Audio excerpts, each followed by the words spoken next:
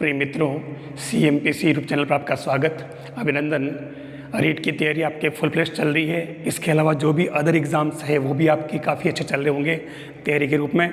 तो आज इसके अंदर जो मेरा टॉपिक है, काफ़ी स्टूडेंट्स की मांग थी कि सर अवतल दर्पण, उत्तल दर्पण या अभिसारी लेंस या अभिसारी लेंस या अपसारी लेंस, ये जो है ना अवतल लेंस, उत्तल लेंस, यानी इन पर जो एक ख़ास तरह से लेक्चर उनको चाहिए था, तो मैंने उसके लिए प्रयास किया है।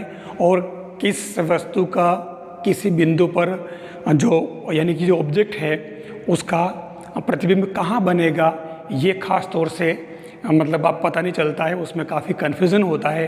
तो मैंने आज सबसे पहले जो एक फिज़िक्स का पार्ट है वो है दर्पण, और उसके अंदर मैंने अपने उत्तल दर्पण और अवतल दर्पण से प्रतिबिंब निर्माण कैसे होता है वो लिया, उसको एक ब्रीफ बनाने का प्रयास किया है। हम जो क्लास में पढ़ाते हैं वो अलग है चीज़ें हैं, लेकिन हमारा क्वेश्चन जो आता है वो सही कैसे हो वो तरीका मैंने यहाँ बताने का प्रयास किया है। मुझे विश्वास है आपको बहुत फ़ायदा होगा इससे और समझ में भी आ जाएगा। देखिए, यहाँ पहले लिया मैंने अवतल दर्पण से प्रतिबिंब निर्माण। पहली बात तो कोई सा भी दर्पण हो, प्रतिबिंब निर्माण के लिए पहली जो शर्त है वो ये है कि दो किरणों का, दो लाइनों का प्रतिच्छेद होना जरूरी है। पहली शर्त ये, जिस बिंदु पर दो रेखाएं या दो किरणें मिलती है या मिलती हुई प्रतीत होती है, वहाँ पर उस ऑब्जेक्ट का या उस वस्तु का प्रतिबिंब बनता है। तो ये आपके पास में अवतल दर्पण है। इसके अंदर इस पूरे डायग्राम को आप दिमाग में बिठा लेते, वो टेबल बाद में, क्योंकि वो टेबल इससे आप देखते ही सेकंडों में बना सकते हो, ठीक है। यहाँ इसमें क्या किया, सबसे पहले ये जो लाइन है इस लाइन को कहते हैं मुख्य अक्ष। ये आपको ध्यान रखना होगा, इसको, ये काल्पनिक रेखा होती है और सब कुछ इसी को बेस मान करके आगे की जो प्रक्रिया होती है। ये अवतल दर्पण का सेंटर है जिसको पोल यानी ध्रुव कहा जाता है। और अब इसके अंदर इस पूरे मुख्य अक्ष के इस पार्ट को तीन भागों में डिवाइड कर रखा है मैंने। अनंत, सी यानी कि रेडियस ऑफ कर्वेचर, और ये फोकस, ठीक है ना। तो ये तीन, यानी एक टुकड़ा ये अनंत से सी के बीच, और सी और फोकस के बीच में, और फोकस और पोल के बीच में, यानी 1, 2 और 3 मुख्य अक्ष को हमने तीन भागों में बांट लिया। अब इसके अंदर क्या किया, मैंने सबसे पहले वस्तु को, ऑब्जेक्ट कहाँ रखा, अनंत पर, ये A1। फिर मैंने रखा C और अनंत के बीच में A2। फिर मैंने C पर रखा ऑब्जेक्ट को। फिर मैंने C और F के बीच में रखा A4। फिर मैंने F पर रखा A5, ये ऑब्जेक्ट यानी कि बिंब जिसको कहते हैं। और फिर मैंने ऑब्जेक्ट को कहाँ रखा, F और पोल के बीच में। यानी कि कुल जो 6 कंडीशन यहाँ पर बन रही है।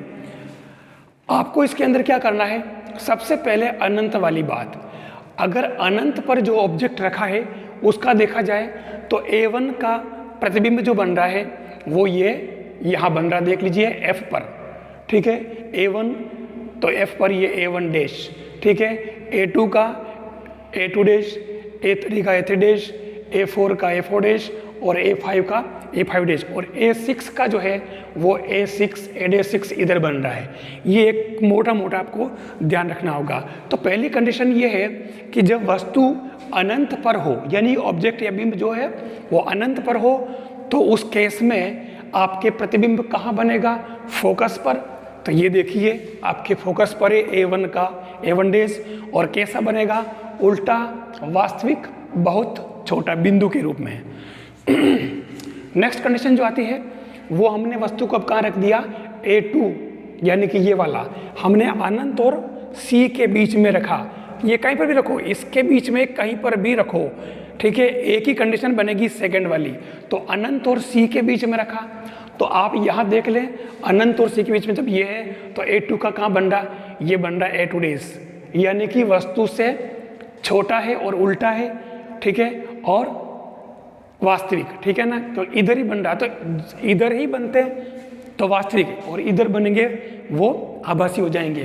तो ये वास्तविक है, उल्टा है और वस्तु से छोटा, जो यहाँ दे रखा उल्टा, वास्तविक और वस्तु से सेकंड वाली में उल्टा, वास्तविक और वस्तु से छोटा, ये तो बहुत छोटा है बिंदु के रूप में, ये ध्यान रखना है। फिर तीसरी कंडीशन आती है, अब वस्तु को हमने कहाँ रख दिया, C पर, ये A3, ठीक है।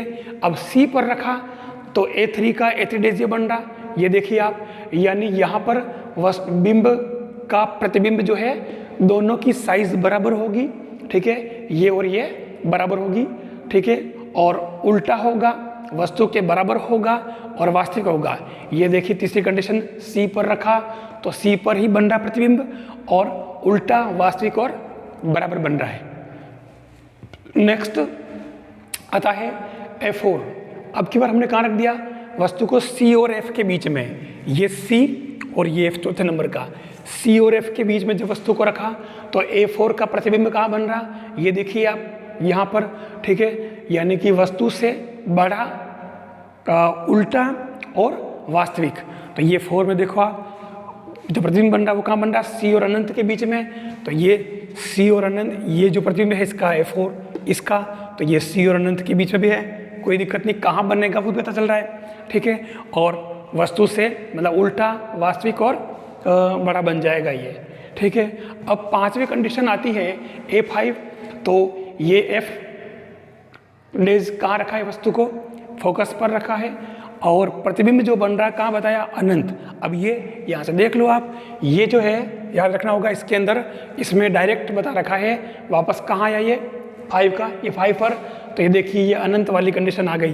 तो ये A5 जो वापस अनंत पर बनेगा और बहुत बड़ा बनेगा, यानी कि उल्टा, वास्तविक और बहुत बड़ा बनेगा, ठीक है। मतलब वस्तु कहाँ रखी जाए, बिंब कहाँ है और कैसा बनेगा, ये बता दिया।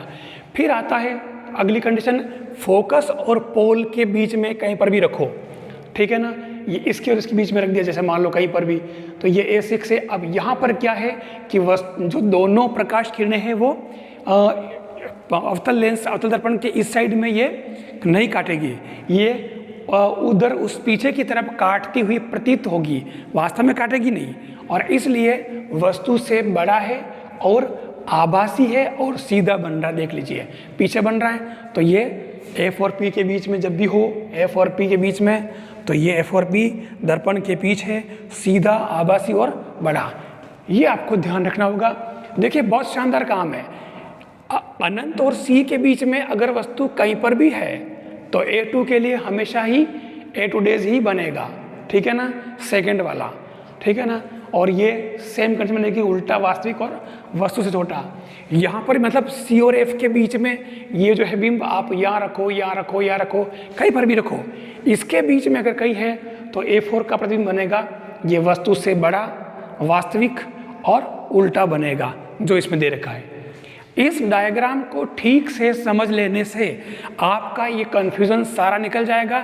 अगर आपने ये डायग्राम, ये टेबल याद नहीं भी रही, आप ये डायग्राम दिमाग में रख लें, ठीक है, आराम से आपका काम हो जाएगा। आप देख लें ऊपर वाली सबकी सेम साइज, क्योंकि ये तो आपके क्या है, बिंब है, और इधर आपके छोटा बड़ा होता है। देखो जैसे जैसे ये इधर जा रहा है, ठीक है, तो छोटा, फिर इधर आया, फिर बड़ा हुआ, फिर इधर आया, फिर बड़ा हुआ, फिर बड़ा हुआ, और ये बहुत बड़ा हो गया। ये उल्टा चलता है, ध्यान रखना, ठीक है। बिल्कुल सिंपल काम, ये आपके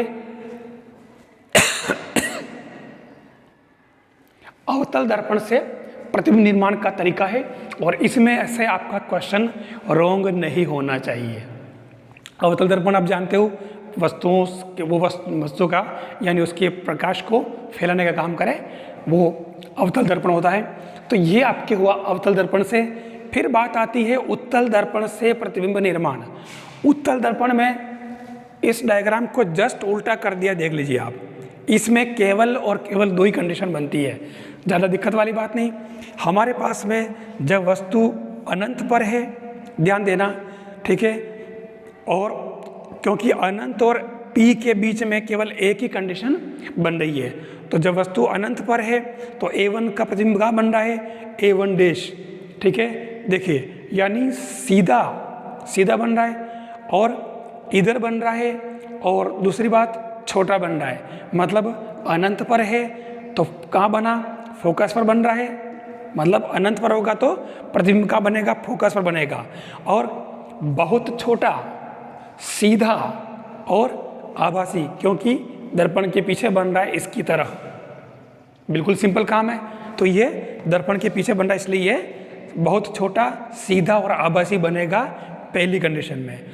फिर हम बात करें A2 की, यानी अगर हम ऑब्जेक्ट को यानी बिंब को, वस्तु को अनंत और P के बीच में ले आए, तो यहाँ क्या हुआ, यहाँ पर भी देखिए आप वस्तु से छोटा बन रहा है, ठीक है, पहली बात तो छोटा बन रहा है, ठीक है, और आभासी भी हैं, ध्यान रखना, सीधा भी हैं, ठीक है, और बन कहाँ रहा देख लो आप, P और F के बीच में बन रहा है, इधर ये इसके बीच में है तो इधर ये बीच में बन रहा है।